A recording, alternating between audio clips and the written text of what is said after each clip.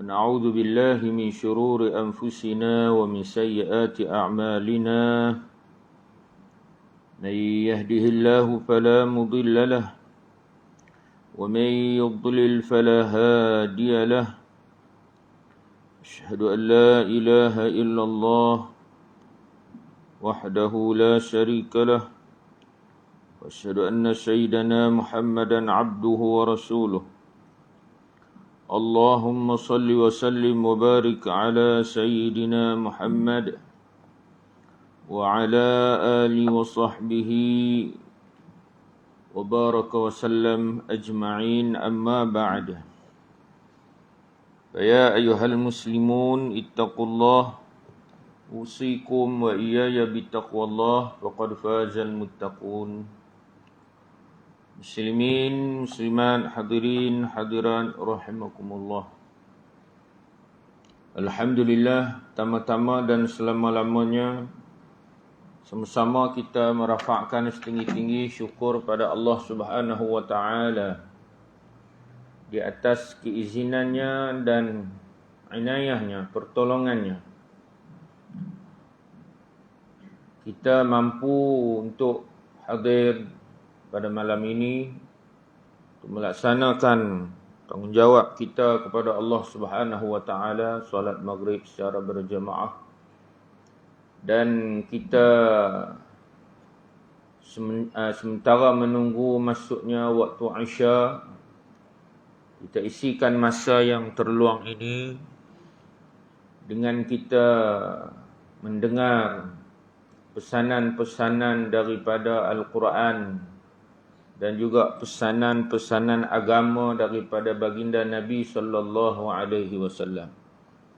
Mudah-mudahan ianya menjadi suatu air yang dapat menyirami jiwa kita yang kotor, agar jiwa kita jadi bersih, dibersihkan oleh Allah Subhanahu wa taala daripada noda, dosa, maksiat yang kita buat setiap hari.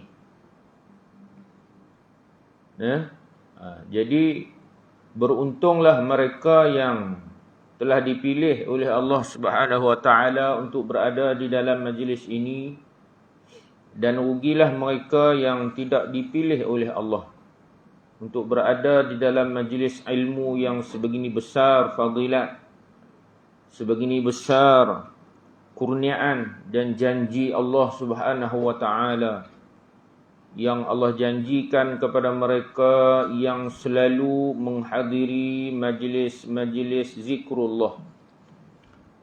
Kata Nabi sallallahu alaihi wasallam, Allah Subhanahu wa taala akan mengirim malaikat ke muka bumi Allah SWT ini untuk mencari-cari majlis-majlis ilmu.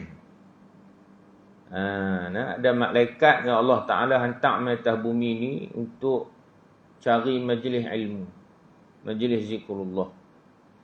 Kemudian malaikat tersebut akan mendoakan kepada orang yang berada di dalam majlis itu, agar Allah Subhanahu wa taala memberi rahmat dan maghfirah.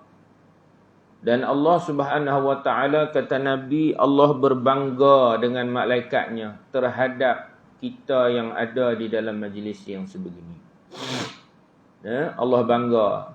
Cuba kamu tengok, wahai malaikatku, hamba-Ku manusia, yang mereka ini sentiasa akan diganggu gugat oleh syaitan dan hawa nafsu, tetapi alhamdulillah mereka sanggup, mereka berjaya memerangi hawa nafsu dan berjaya menjauhkan diri mereka daripada hasutan syaitan. Mereka datang untuk mendekati diri aku, untuk mendengar ayat-ayat aku dan mendengar firman-firman aku serta hadis-hadis Nabi-Ku, Rasul-Ku Muhammad sallallahu alaihi wasallam. Aku berbangga dengan mereka. Ini. Kata Nabi SAW, man salaka tariqan ila talibul ilmi, sahalallahu lahu tariqan ilal jannah. Sesiapa yang berjalan untuk menuntut suatu ilmu, iaitu ilmu agama, sahalallahu lahu tariqan ilal jannah, maka Allah Ta'ala akan mudahkan baginya jalan ke syurga. Sekarang ni kita tak perlu nak berjalan tuntut ilmu. Guna handphone ya. Guna smartphone ya boleh mengaji dah. Kuliah-kuliah ustaz-ustaz pun banyak dalam handphone, dalam YouTube. Kita buka lah nak dengar ustaz mana. Boleh dah mengaji ilmu. Punya mudah sekarang ni tuan-tuan nak belajar ilmu pengetahuan. Mudah sungguh. Cuma kita sajalah yang kadang-kadang malas. Kadang-kadang kita diganggu ataupun dikuasai oleh hawa nafsu, menyebabkan kita tak suka nak mendengar. Tak ada masa, bukan tak suka, tak ada masa kita nak mendengar kuliah-kuliah agama ni. Kita disibukkan Allah dengan dunia. Dalam kitab Nasihat Iman, Wasiat Agama dan Nasihat Iman, Imam Abdullah bin Haddad, dia sebut bahaya angan-angan. Dia kata bahayanya angan-angan dalam diri seseorang. Orang yang selalu berangan-angan ni tuan-tuan sekalian, dia akan jauh daripada rahmat Allah. Berangan-angan nak hidup panjang. Berangan-angan nak hidup panjang. Sebab terpesona dengan keindahan dunia dan kebaikan yang ada di dalamnya, sehingga sanggup meninggalkan tuntutan agama.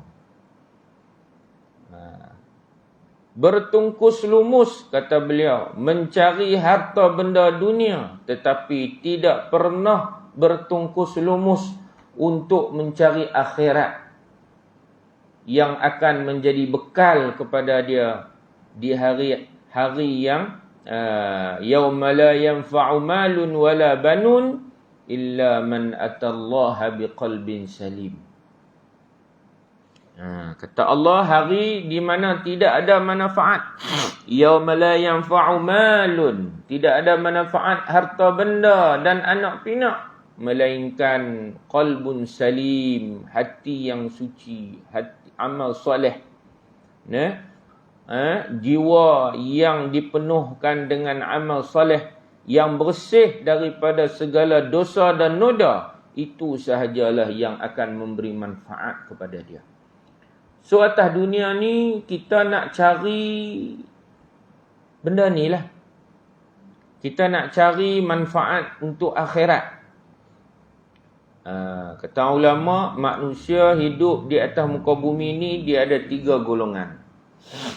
Golongan yang pertama iaitu golongan yang hidup hanya untuk dunia saja.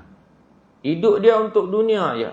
Iaitulah mereka itu terdiri daripada orang-orang kafir dan juga orang-orang yang tidak beriman kepada Allah. Kita tengok orang-orang kafir. Hidup mereka pagi jaga cari duit, sampai malam tidur. Pagi esok bangun jaga cari duit. Mereka tak boleh hidup kalau mereka tak ada duit. Orang Cina, wah tak boleh mati kalau tak ada duit. Dia tak boleh mati kalau tak ada duit. Sekali dia mati tu 5-16 ribu. Belanja tong saja tu kan, tong dia saja tu. Tu kubur dekat Jalan Keluang tu. Kubur dia lagi nak upah. Tuan-tuan, mati dah lah 3 hari. Dan 3 hari tu pula bukan duduk saja ya, nak kena ada jamuannya lah, khabar pendek sekok 2 nak kena golek. Kan? Buang masa lagi, bakar sana, bakar mercun lah apa semua, jamu lagi orang mai. Allahu Akbar. Kalau mereka tahu itu adalah perbuatan yang sia-sia, mampus mereka tak buat, tuan-tuan. Cuba kita tengok kita orang Islam, cara Islam menguruskan jenazah. Kan? Mati pukul 10 pagi, lepas Zuhur dah masuk kubur. Perbelanjaan pun tak mahal. Ada RM500 dah boleh masuk kubur dah. Orang bukan Islam tak boleh kalau tak ada duit. Itu dia. Golongan yang kedua iaitulah mereka yang sesat antara dunia dan akhirat. Ini golongan yang kedua. Mereka yang sesat antara dunia akhirat ini, kata ulama, mereka ini bukanlah orang-orang kafir. Tetapi mereka ini adalah orang-orang yang beriman kepada Allah. Tetapi mereka tidak memahami erti nilai dunia dan akhirat. Dalam masa yang sama mereka beribadah, dan dalam masa yang sama juga mereka melakukan maksiat kepada Allah. Contoh yang saya selalu buatlah. Orang tikar nombor ekor. Kaki nombor ni. Sport Toto ke apalah, tak kira lah kan. Dia nak pilih nombor tu pun tuan-tuan, dia baca Bismillah. Bismillah. Selawat lagi. Macam biasa. Nampak nak.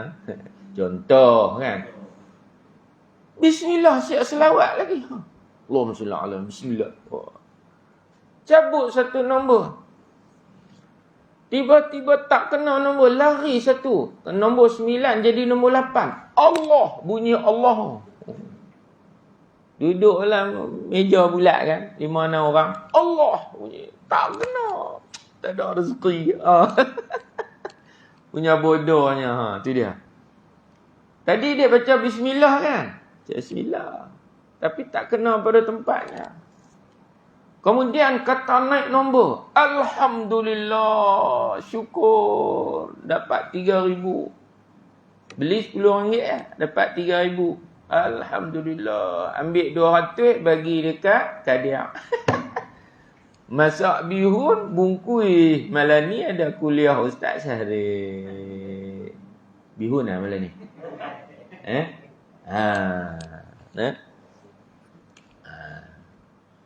Nampak tak lagi? Orang yang kata sesat antara dunia akhirat.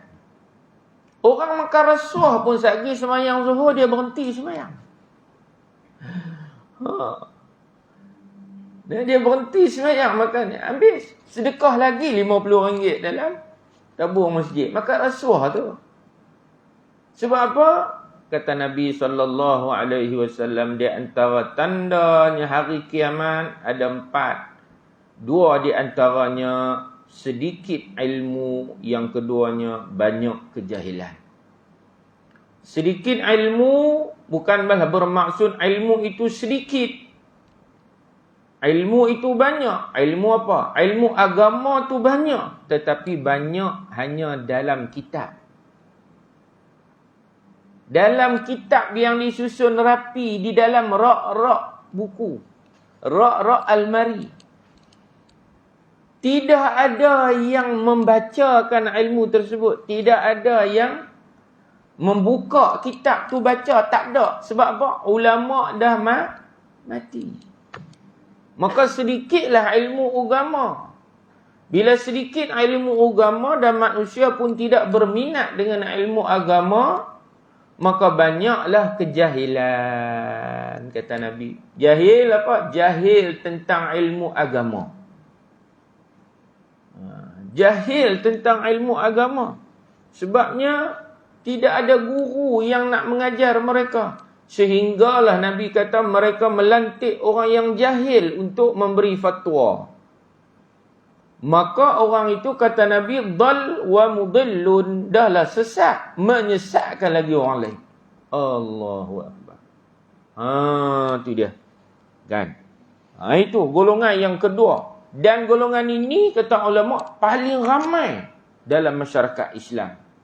Paling ramai adalah golongan ini. Jadi kita nak keluarkan diri kita daripada golongan ini. Sebab itu Imam Al-Ghazali rahimahullahu ta'ala menyebut di dalam kitabnya, dia kata ada 4 amalan ataupun 4 sifat ini, jikalau ada pada diri seseorang itu, maka amalannya akan diterima oleh Allah Subhanahu wa ta'ala. Pertama, dia mesti menjadi orang yang beriman kepada Allah. Dia mesti Islam, mesti beriman kepada Allah. Kerana orang yang tak beriman kepada Allah Ta'ala, akidahnya tidak betul, maka segala amal dia tidak akan diterima oleh Allah. Rajinlah semayang macam mana sekalipun, tak beriman pada Allah. Macam Cina. Kan? Oh, insya-Allah, insya-Allah. Dia kan tahu apa? Insya-Allah tu. Kerana alhamdulillah. Takbir Allahu Akbar tu dia. Kan? Apa? Bila kita nak dengar benda macam ni, kadang di belah-belah Kelantan. Belah-belah Kelantan. Amat Cina-Cina. Cina bukan nama Acong, Ahmeng, Ahlong apa. Nama Abu. Nama Mat. Cina di belah-belah Kelantan. Kan? InsyaAllah, insyaAllah boleh aku bawa pergi rumahmu. Oh, cakap Kelantan, Cina Kelantan. Kan, Cina Johor ada yang boleh cakap Jawa. Adalah, tapi tak ramai lah no. Ada. Kalau belah-belah no, Sabak berenam no, tu YB apa Sekincan. Tu. Apa nama? YB tu. Oh, cakap Jawa, lebih Jawa dari Jawa. Lebih dia daripada Jawa. Oh, cakap. Yang jadi speaker dululah. Jadi speaker sekarang kan speaker Don. Kan? Allahu Akbar.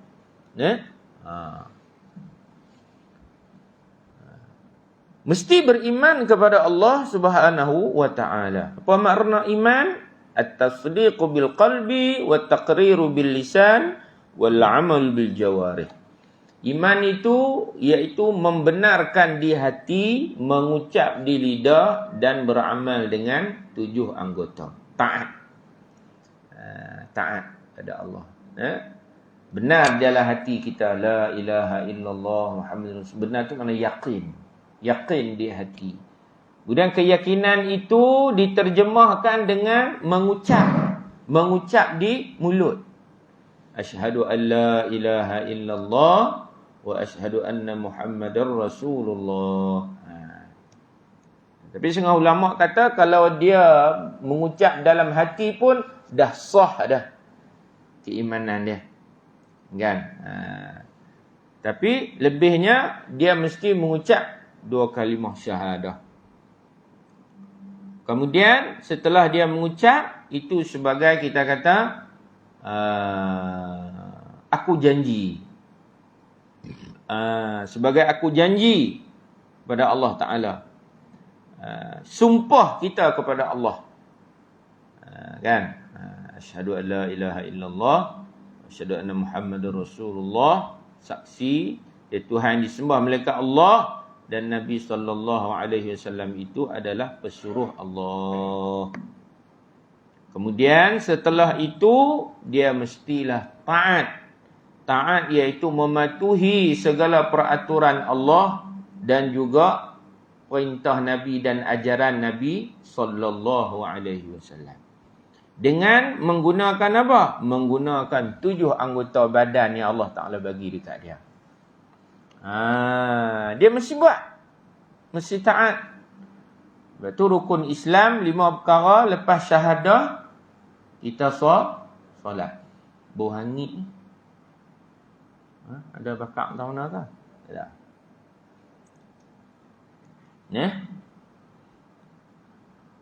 Lepas syahadah kita kena semayang tuan-tuan. Tak boleh lepas syahadah terus haji. Tak jadi. Rukun Islam 5 perkara. Siapa yang rajin puasa, rajin bayar zakat, rajin pergi haji, tapi tak semayang, Allah Ta'ala tak terima semua ibadat dia. Tapi kalau dia semayang, dia tak bayar zakat, dia tak pergi haji, Allah Ta'ala terima lagi semayang dia.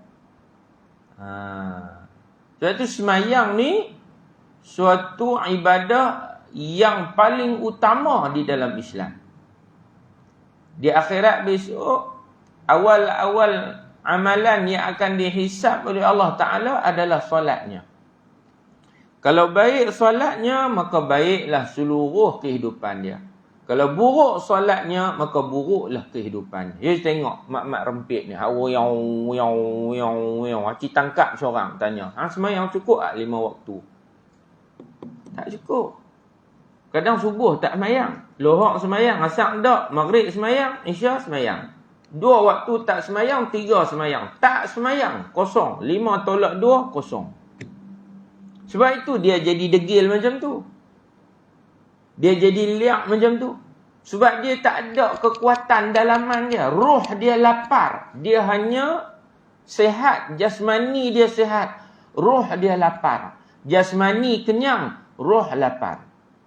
Dalam diri manusia, Allah Ta'ala bagi 2 unsur.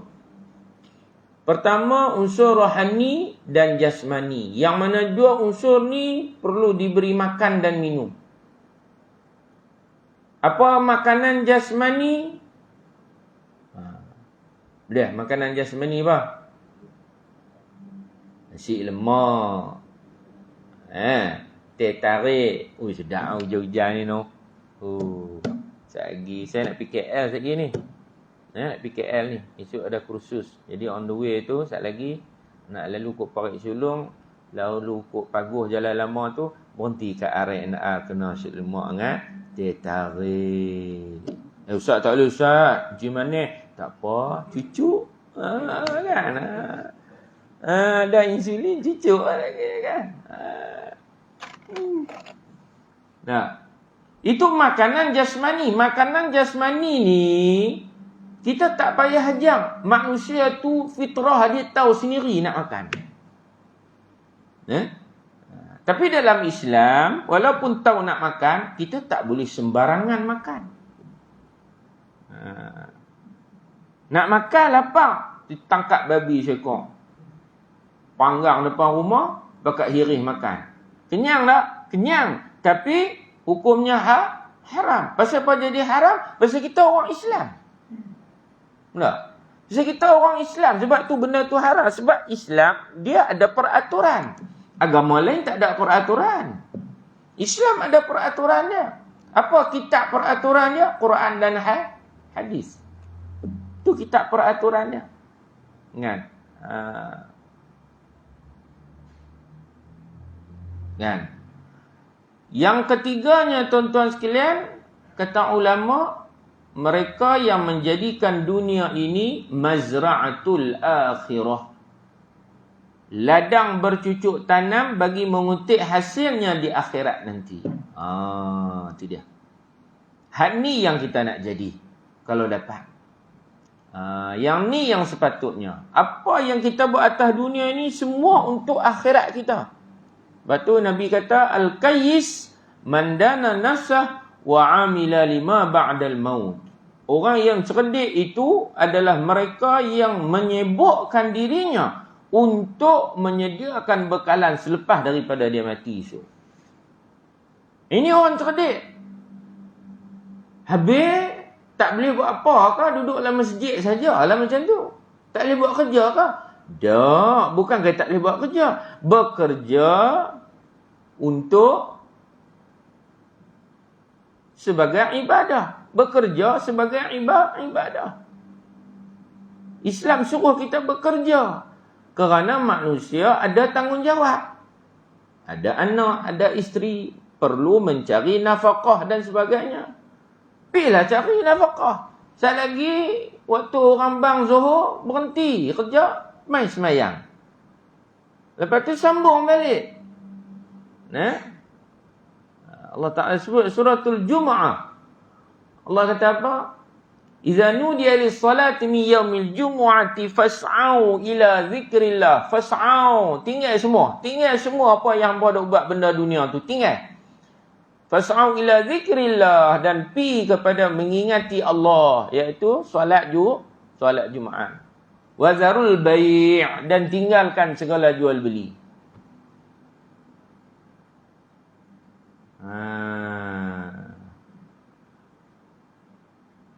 Fa idza qudiyatis salatu fantashiru fil ard wabtaghu min fadlillah. Bila dah selesai sembahyang Jumaat, bertaburanlah kembali kamu, masuklah dalam kebun balik nyawit. Masuklah dalam kebun sayur balik, juri hayak ke apa ke. Masuklah dalam pejabat balik, nak buat kerja sambung lagi. Dah. Macam tu je. Susah kan? Tak susah. Melainkan orang yang disusahkan oleh Allah Subhanahu wa taala. Hatu no excuse. Allahu akbar. Kan? Masuk waktu semayang, berhenti pi semayang. Ataupun semayang, masuk waktu semayang tu kita semayang. Kan? Rezeki Allah Ta'ala akan bagi pada kita. Malam, bagi masa kita untuk cari agama. Malam jangan kerja. Malam pun Allah Ta'ala suruh wal-laili idza yaghsha. Wan-nahari idza tajalla. Pada Allah Ta'ala sebut dalam Quran, wal-laila libasa, wal-laila libasa wan-nahara ma'asha. Malam itu sebagai libas, selimut kamu. Maknanya malam Allah Ta'ala jadi untuk kita berehat ataupun tak bekerja. Cari ilmu agama, ulama kata malam-malam tu rehat, kita cari ilmu akhirat, kata ulama. Bukan suruh pergi kerja, cari dunia, tak. Malam ni kita nak rehat. Allah Ta'ala buat kita manusia malam untuk rehat. Siang wan nahara ma'asha. Siang Allah Ta'ala buat untuk hidup, untuk bekerja, untuk mencari kehidupan. Begitu. Malam kita cari agama. Antara maghrib dan isya itu sudah menjadi satu rutin di seluruh Malaysia lah. Prime time adalah kuliah maghrib, kuliah agama. Orang akan buat maghrib dan isya. Jarang buat waktu-waktu yang lain. Walaupun ada kuliah duha, tapi tak ramai yang buat. Banyak duk tumpu maghrib isya. Cari ilmu agama. Siang kita dah cari dunia. Malam kita cari ilmu agama pula. Itu baru keseimbangan hidup itu berlaku dalam diri. Kalau tidak, sengit sebelah. Cari dunia ya, akhirat tak ada. Akhirat tu sengit. Dunia ya yang naik. Akhirat kita sengit. Bila akhirat sengit, tuan-tuan sekalian, maka kita bukanlah tergolong di kalangan orang-orang yang bijak, pandai di sisi Allah. Orang yang bodoh, kata Allah. Wal-ajizu, kata Nabi, wal-ajizu man ittaba'a nafsahu hawaha wa tamanna 'ala Allah. Orang yang bodoh itu, orang tidak cerdik itu adalah mereka yang berangan-angan kepada Allah Subhanahu wa taala. Hanya berangan-angan dan tidak melaksanakan apa-apa pun ibadah dalam diri dia. Ini orang yang bodoh di sisi Allah. Begitu nah. Jadi Imam Ghazali kata yang pertamanya mestilah menjadi orang yang beriman kepada Allah. Yang keduanya tuan-tuan sekalian, ilmu. Ada 4 perkara yang bila kita buat benda tu, dengan 4 perkara ini, kalau ada dalam diri kita, maka amalan kita akan diterima oleh Allah, kata Imam Al-Ghazali. Yang pertama tadi, mesti menjadi orang yang beriman kepada Allah. Yang keduanya, berilmu. Ilmu apa ni? Ilmu agama. Kena ada ilmu agama. Habis saya ni tua dah Ustaz, 60 lebih dah, nak mengaji macam mana dah. Tak ada peluang dah nak mengaji ni, tak larat dah. Kebun masuk lagi, kebun kena masuk. Pasal kalau tidak, tak ada duit tiap-tiap bulan. Nak makan apa? Kepala otak kan. Dunia hang reti pula nak minta darah. Akhirat tak larat lah. Pon lutut lah. Duduk lama sikit tak boleh lah. Apa semua. Kebun masuk tak? Kebun masuk lah. Kalau tidak tak ada lah. Nak makan apa? Tak ada. Lah ni sawit mahal pula lah. Stan 1,000. Aram jadah tu. Kan? Ini. Bukan orang sini. Berik Maimun. Ada ke orang Berik Maimun mengamuk pula malam ni lagi. Contoh. Tengah live tu. Allah pun pi lah dak. Kita bukan sebut siapa-siapa, orangnya kan. Bismillah. Ilmu agama kena ada. Kata tuan-tuan guru kita, seorang yang mukallafin itu dia mesti ada 12 perkara, 11 perkara yang wajib dalam diri dia untuk mensahihkan dia dan memberjayakan dia di dunia dan akhirat. Kalau dia tak ada 11 perkara ni, maka dikhawatiri dia akan menjadi ahli neraka. Iaitulah rukun Islam 5 perkara, rukun iman 6 perkara. Hak ni dia kena ada ilmu. Wajib dia kena ada ilmu hak ni. Kalau dia tak ada, wajib dia kena mai belajar dan cari guru mengajar ilmu tu. Ini tujuan masjid dengan surau. Jangan nak suruh semayang dia. Kena isikan dengan majlis ilmu.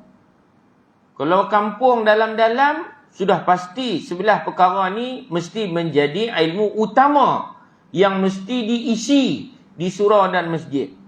Ini ilmu teras yang wajib dipelajari terlebih dahulu sebelum kita nak belajar ilmu tafsir, ilmu hadis, ilmu tasawuf dan lain-lainnya. Ni hak ni dulu. 11 perkara ni. Maka kita kena cari guru yang mengajar tentang akidah, syahadah, tentang semayang, puasa, zakat, haji dan rukun-rukun iman 6 perkara wajib yang tu. Dan orang yang tak ada ilmu, ada ustaz datang mengajar ilmu akidah, dia tak ada ilmu tu, tapi dia duduk di rumah, dia duduk tengok TV3, berita, drama Korea macam-macam. Dia tak main masjid surau. Dia tak ada ilmu tu. Maka ulama kata hukumnya haram. Kerana ilmu yang dia tak ada tu adalah ilmu fardu. Ilmu apa? Ilmu fardu ain. Ilmu fardu ain ni wajib dituntut oleh setiap mukallafin. Tak boleh excuse. Kalau excuse, neraka. Haram hukumnya. Ustaz main mengajar tajuk percaya kepada Allah. Percaya pada Allah. Aku percaya dah. Aku percaya dah. Apa maksud percaya tu? Dah mula gelabah. Tu dia. Contoh, kita ni. Orang Cina main. Bukan Islam. Jumpa lah siapa-siapa pun. Kalangan orang Islam tanya, Haji, lu Islam ah? Oh Islam. Oh masuk Islam ah. Oh bagus. You boleh tolong cerita itu rukun iman 6 perkara. Sudah. Kencing. Tuan-tuan. Terberak terkencing tang tu lah. Tak boleh. Bila kita tak boleh cerita, maknanya kita kena belajar mengaji. Kena tuntut ilmu. Pasal benda ni bukan fardu kifayah. Dia fardu ain. Kita kena cerita huduh-huduh. Benda basic. Apa itu Allah. Siapa itu para rasul. Apa itu malaikat. Al-Quran itu apa. Qada' qadar itu apa. Syurga neraka itu apa. Itu tanggungjawab kita bukan banyak. Sikit ya, 11 perkara je. Bukan suruh pergi mengaji sampai 5-16 tahun. Yang tu bagi ulama' sudah. Kita orang mukallafin ni, 11 perkara ni ya. Tapi kalau sebelah perkara ni pun kita tak belajar, kita tak mengaji, tak ada dalam diri kita, kita berdosa dengan Allah Subhanahu Wa Taala. Sungguh. Lepas tu tuan-tuan kena main mengaji. Bagi tajuk kat ustaz. Kan? Tapi korang ajak lah. Kita bagi tajuk kat ustaz ni, korang ajak. Adab mengaji tak boleh kita bagi tajuk kat Tok Guru. Ikut Tok Guru lah nak cakap tajuk apa pun. Melainkan Tok Guru tanya, nak mengajak apa? Baru kita boleh bagi. Tu pun kalau orang beradab, terpulang pada Tuan Guru lah, Ustaz lah nak mengajar apa. Kadang-kadang Tok Guru ni, dia main duduk tang meja ni, dia tengok ya kita. Allah Ta'ala bagi ilham pada dia apa tajuk yang dia nak cerita malam ni. Saya pun terlupa awak kitab tadi, duduk kelang kabut, nak susun baju, pergi kursus, lupa lah. Kan? Tetap itu Allah Ta'ala ilhamkan benda ni. Berkemungkinan di antara tuan-tuan ni orang tak mengaji agama. Kan? Tak tahu kan? Nak belajar kan?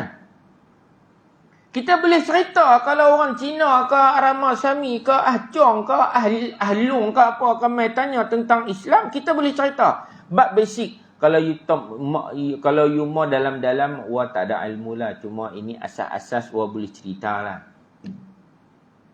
Sebab Allah adalah Tuhan kita, Tuhan kau, Tuhan aku, Tuhan yang menjadikan alam ini, Tuhan yang tidak bertempat, Tuhan yang satu, tidak ada negotiable dengan siapa-siapa. Tidak ada persekutuan dengan siapa-siapa. Dia adalah Tuhan yang satu. Tuhan yang tidak bertempat. Tuhan yang tak sama macam kita, makhluk. Boleh cerita lagu tu? Malam ni baru tahu. Muncul mulut masing-masing. Kena mengaji ya? Kan yang tu je. Kemudian percaya kepada para rasul. Apa maksudnya tu? Jangan kata pergi cerita percaya pada Nabi SAW ya, Nabi Muhammad ya. Bukan. Percaya pada para rasul ni 25 orang rasul, hak tu wajib kita kena percaya. Tak percaya murtad. Tuan-tuan. Aku tak percaya Nabi Adam merapu. Murtad tuan-tuan. Percaya kepada para rasul alaihimussalatu wassalam. Kita boleh cerita pula Rasulullah ni siapa. Nabi akhir zaman yang menjadi cikgu pada kita semua. Lagi tu bagi dia faham. Cikgu kan. Bila kita sebut rasul lagi dia tak tahu pula abang cikgu. Dia tahulah fungsi cikgu apa? Memberi ilmu. Betul tak?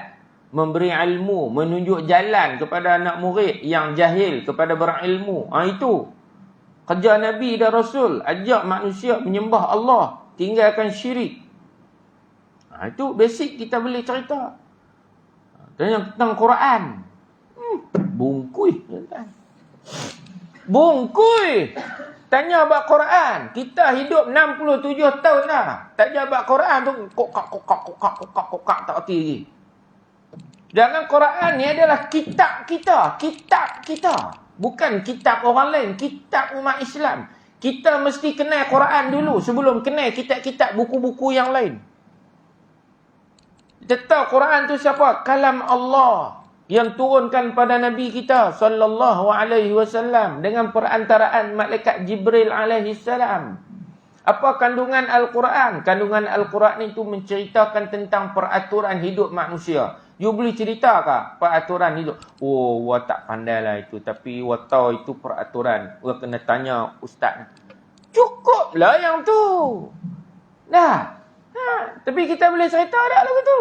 Padahal sekolah tadika lagi pun Islam kena suruh hajak dah benda ni.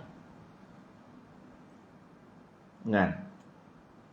Cukup dah.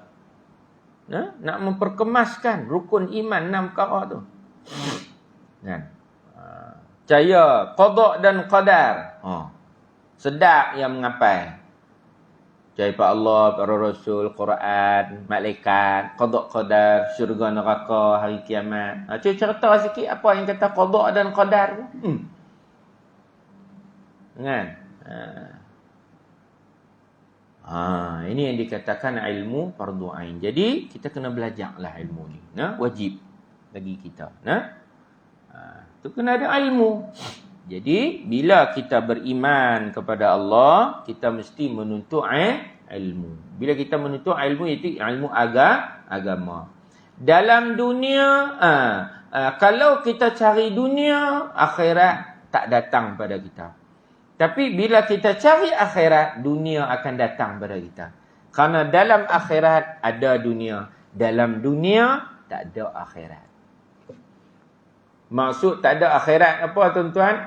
Akhirat tak boleh tolong orang hak cari dunia saja ni. Tetapi dalam akhirat ada dunia lah. Nak sampai akhirat,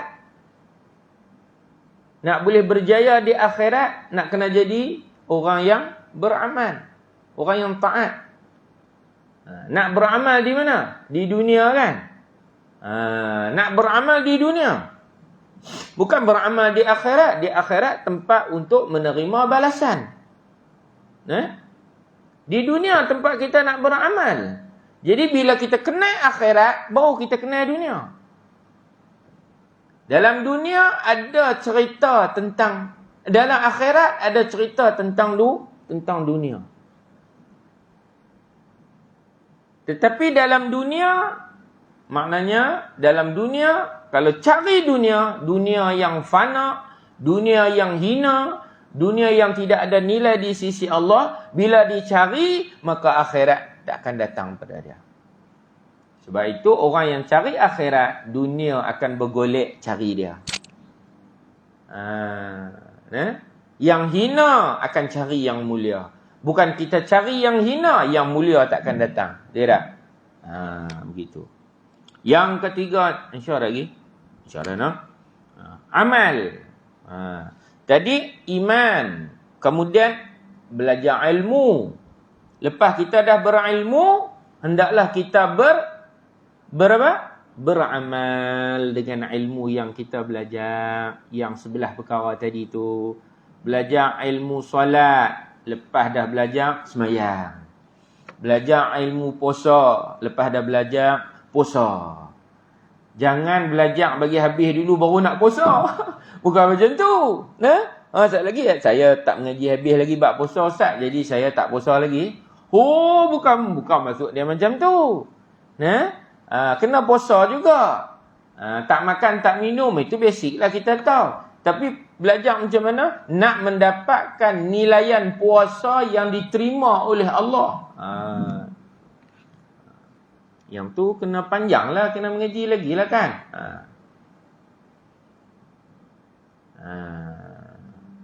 Jadi beramal. Wal amal bil jawarih. Beramal dengan 7 anggota badan, panca indera yang Allah Ta'ala beri kepada kita. Dan yang keempatnya tuan-tuan sekalian, ikhlas. Ini yang paling penting. Ikhlas pada Allah. Beramal dengan ikhlas. Bukan nak menuntut dunia. Sebab kita duduk atas dunia ni. Manusia dia tak boleh lari dengan dunia. Dalam semayang pun ada dunia lagi. Betul tak? Dalam semayang pun ada dunia lagi. Manusia tak boleh lari daripada fikir dunia. Pasal kita ni duduk atas dunia. Cuma Islam suruh kita kenal dunia, kenal akhirat. Kemudian kawal. Nak kawal tu dengan ilmu. Kalau kita tak ada ilmu, macam mana kita nak kawal diri kita? Itu. Bila kenal Allah, man arafa nafsahu arafa rabbahu. Siapa yang man arafa rabbahu arafa nafsahu. Siapa yang mengenal Tuhannya, maka dia kenal diri dia tu siapa. Awaluddin ma'rifatullah. Awal agama kena kenal Allah Subhanahu wa ta'ala. Kenal Allah. Bila kita tahu Allah tu siapa, apa Allah boleh buat pada kita, kita ni siapa pula, asal daripada mana? Memang Tak berani angkat diri kita tuan-tuan depan Allah Ta'ala. Tengok semayang kita tuan-tuan. Semayang kita. Kepala ni mulia kan? Oh, jangan ada lah nak pergi pegang kepala dia. Marah tak kira. Tapi tengok waktu sujud, kepala duduk mana? Punggung pula atas. Kepala dia pula lagi rendah daripada punggung dia. Masya Allah tuan-tuan. Hina. Kemuliaan manusia ni pada akal dia. Tapi akal dia 17 kali. Bukan 17 kali. Kalau kita tengok, subuh 2, lohor 4, asar 4, maghrib 3, 4, 8, 9, 10, 11, 12, 13, 14, 15, 16, 17 rakaat. Kita sujud pada Allah Ta'ala. Setiap kali kita satu rakaat, dua kali sujud. Kalau 17 kali 2. 17 ke? Matematik memang tak minat dulu. 34 kali kita letak akal kita ni lebih rendah daripada punggung kita. Padahal akal itu anugerah Allah pada manusia yang paling berharga. Kalau tak ada akal, boleh main tak mengaji yang lain ni? Duduk gelak seorang-seorang di rumah. Gila. Tak ada akal jadi gila. Mengaji pun tak buat, apa pun tak buat. Tapi bila ada akal, Allah Ta'ala suruh rendahkan akal kita. Duduk dalam kepala ni rendah. Sujud pada aku. Tunduk pada aku. Aku yang bagi akal ni pada kamu. Aku bagi akal ni supaya kamu berfikir tentang kejadian aku. Tafakkaru fi khalqillah wa la tatafakkaru fi zatillah. Berfikirlah tentang kejadian Allah, makhluk-makhluk Allah. Jangan fikir tentang zat aku. Fikir zat aku, gila hampa. Hampa tak boleh sampai akal hampa untuk nak fikir aku. Tak boleh. Allah kata tak boleh. Memang aku cipta hampa, hampa takkan mampu untuk nak fikir tentang aku. Aku adalah aku, Allah kata. Hampa semua berhajat kepada aku. Aku sedikit habuk pun tak ada hajat pada hampa semua. Ini Allah, Tuhan kita, tuan. Jadi, kena ikhlas buat ibadat kepada Allah. Nak semayang tu tuan-tuan berdiri tu, lillahi ta'ala.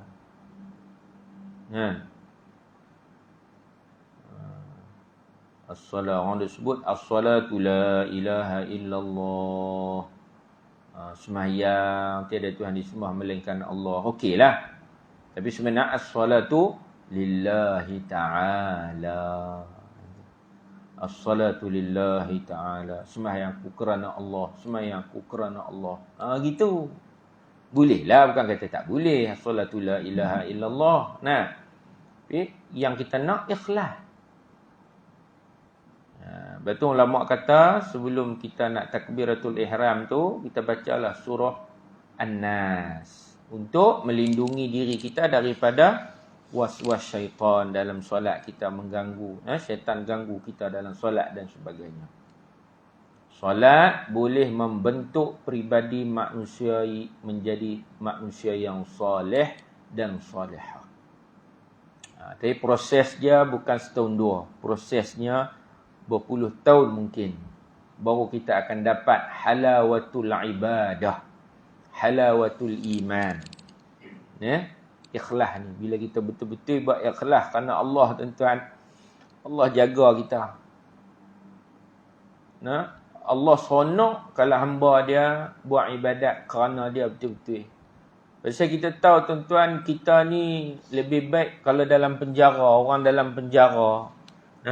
Orang dalam, saya biasalah masuk penjara, keluar. Bukan saya buat salah, kan?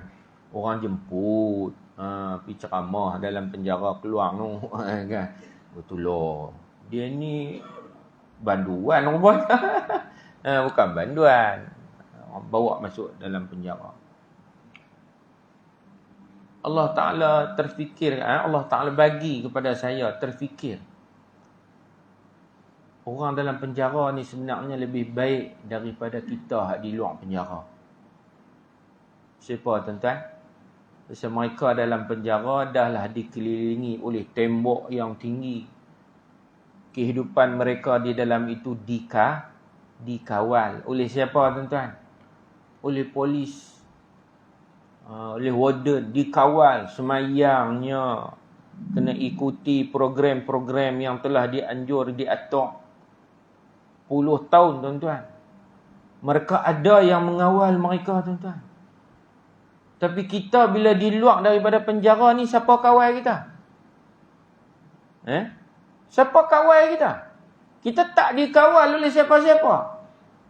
Yang mengawal dia lah Allah, tetaplah kawal kita kan. Tetapi diri kita, Allah dah bagi panduan hidup kepada kita. Tapi kita tak cari dua panduan ni, Quran dan hadis, kita tak cari. Macam mana Allah Ta'ala nak tolong kita? Kita sendiri tak tolong diri kita. Ya. Inna Allah la yughayyiru ma biqaumin hatta yughayyiru ma bi anfusihim. Sebenarnya Allah tidak akan merubah diri satu kaum itu, nasib satu kaum itu, sehingga kaum itu membuat perubahan pada diri mereka sendiri. Dengan panduan wahyu. Apa dia? Al-Quran dan hadis Nabi. Itu yang menjadi panduan mereka. Baru Allah Ta'ala akan merubah hidup mereka. Sebab apa peraturan Allah semua dah ada dalam Quran tu. Kan? Itu pentingnya mengenal Allah Subhanahu wa Ta'ala Tuhan kita. Insya-Allah tuan-tuan yang dirahmati Allah sekalian. Ya, iman, ilmu, amal dan ikhlas pada Allah. Cukuplah malam ni kita dapat 4 perkara ni. Ya, mudah-mudahan kita merefreshkan kembali iman kita. Nabi kata jaddidu imanakum bikasrati qawli la ilaha illallah. Selalulah memperbaiki ataupun memperbaharui akidah kamu dengan memperbanyakkan la ilaha illallah, la ilaha illallah. Kan payah pun tuan-tuan. Satu zikir, saya ada zikir saya terima daripada syekh saya di Mesir. InsyaAllah lah. Ini boleh dikatakan, orang kata apa? Ra'su zikr, maknanya zikir yang sempurna lah, insyaAllah. Jadi ada beberapa zikir tu. Zikir dia, kita mulakan dengan la ilaha illallah wahdahu la syarikalah lahul mulku wa lahul hamd wa huwa ala kulli syai'in qadir subhanallah walhamdulillah wa la ilaha illallah allahu akbar la haula wa la quwwata illa billahil aliyyil azim subhanallah wa bihamdihi subhanallahil azim wa bihamdihi astaghfirullah. Allahumma salli ala Sayyidina Muhammad wa ala ali wa sahbihi wa barik wa sallim. Itu. Complete set. Selawat ada. Zikir pada Allah pun ada. Nampak? Complete set. Kalau tuan-tuan boleh amalkan zikir ini, insya-Allah. Kan? Bisa dengar dah kan? Tapi kadang-kadang kita ni tak terberasan benda tu sebenarnya adalah satu zikir yang hebat.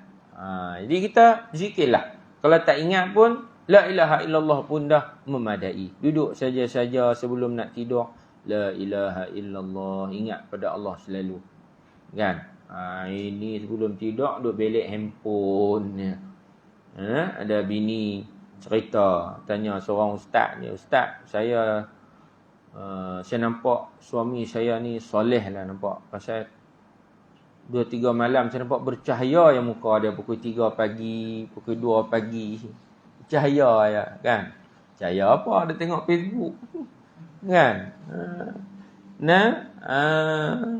Mungkin joke lah kot, tapi tak tahu betul kata, betul dah tu, Allahu Akbar, insya-Allah. Saya cakap ni tuan-tuan tu ingatkan diri saya yang mahal-mah ni. nak perbaiki diri saya sebenarnya. Bukan nak perbaiki tuan-tuan. Tak. Saya tak ada kuasa langsung nak perbaiki diri tuan-tuan. Tuan-tuan milik Allah. Allah yang berhak untuk baiki diri tuan-tuan. Saya menyampai. Saya buat usaha ni tuan-tuan untuk mendidik jiwa saya yang maha lemah ni. Supaya kita ingat, kita duk cakap kat orang sebab benda ni, kita tak buat. Allah, hinanya aku. Kan? Kalau orang tahu perangai aku mampu, orang tak panggil aku main ceramah. Allahu Akbar. Terima kasih ya Allah tutup aib aku. Itu. Jadi macam itulah kita ni tuan-tuan. Jangan tunjukkan kesombongan diri kita pada Allah. Allah haramkan sombong bagi diri dia. Dan kita pula pergi ambil sifat Allah. Kalau yang boleh tu Allah saja yang boleh sombong. Pergi ambil sifat tu pakai dekat kita. La ilaha illallah. Takbur, sombong, riak. Semua tu sifat Allah saja yang layak tu. Allah boleh tak riak? Boleh sangat. Allah boleh tak sombong? Boleh sangat. Allah boleh tak bangga diri dia? Bangga sungguh. Memang Allah bangga. Berbangga memang. Kita lah yang pecacai ni. Tak boleh nak ada sifat-sifat lagu tu. Apa yang ada pada kita? Mati. Jadi ulat, tai. Busu, kohong. Mati. Allah mati dah? Dah. Allah hidup? Hidup. Selama-lamanya. Tidak ada awal dan akhir bagi Allah Tuhan kita. Wal awwal wal akhir wal zahir wal batin.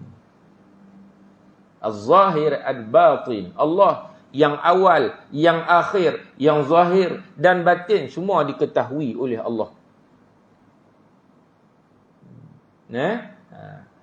Dalaman kita, luaran kita adalah milik Allah semua.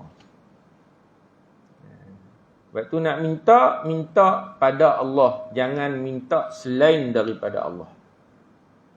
Allah suka kita minta dekat dia. Manusia tak suka kita pergi minta kan. Minta sekali dia bagi. Mai kali kedua dia menyembuk. Betul tak? Jangan kata tuan-tuan, saya sendiri pun macam tu. Orang mai 3 kali, orang miskin mai 3 kali ketuk pintu rumah kita nak minta, kita dah rimah dah. Kan? Tapi Allah Ta'ala suka hamba dia minta. Maknanya hambanya mengiktiraf dia sebagai Tuhan yang maha kaya. Betul tak? Semua minta aku. Hamba tahu aku mampu. Hamba minta aku, betul ya? Hamba iktiraf aku sebagai Tuhan hamba yang mampu untuk mengqadakan segala hajat hamba. Makhluk tak ada apa. Aku akan bagi. Tapi aku bagi mengikut cita rasa aku. Mengikut keperluan yang aku rasa menasabah, aku bagi itu kat hamba. Hamba minta, aku dengar. Aku terima. Tapi aku nak bagi benda tu kat hamba adalah mengikut kehendak aku. Kadang-kadang kita dah minta dah 20 tahun tak boleh-boleh. Tahun yang ke-21 baru dapat. Pasal apa? Tahun 21 baru kita layak. Nak kahwin umur 15 minta dah. Ya Allah, nak kahwin. Allah tak bagi. 21 baru Allah Ta'ala bagi dia kahwin. Pasal apa? Pasal 21 baru macet. Umur 15, mayang benda, apa benda nak nikah, nak jaga anak orang. Mampu minta boleh. Tapi pelaksanaannya ataupun pengkabulannya bergantung kepada Allah. Jadi, Allah Ta'ala sebut juga, La taqnatu min rahmatillah. Jangan kamu berputus asa dengan rahmat aku. Minta jangan putus asa. Minta semayang. Wasta'inu bis-sabri was-salah. Minta pertolongan Allah dengan sabar dan salat. InsyaAllah. Jadi saya pun kena buat macam tu juga. Tuan-tuan pun kena buat macam tu juga. InsyaAllah. Setakat tu dulu. perkongsian kita untuk bulan ni. Kita sambung bulan depan, tak tahulah. Bulan depan ni last sana, lepas tu kita cuti, kita sambung pula tahun depan. Tahun depan. 2024, 23 nah. InsyaAllah. Wallahu a'lam. Aqulu qali hadza wa astaghfirullahal azim. Wassalamu alaikum warahmatullahi wabarakatuh.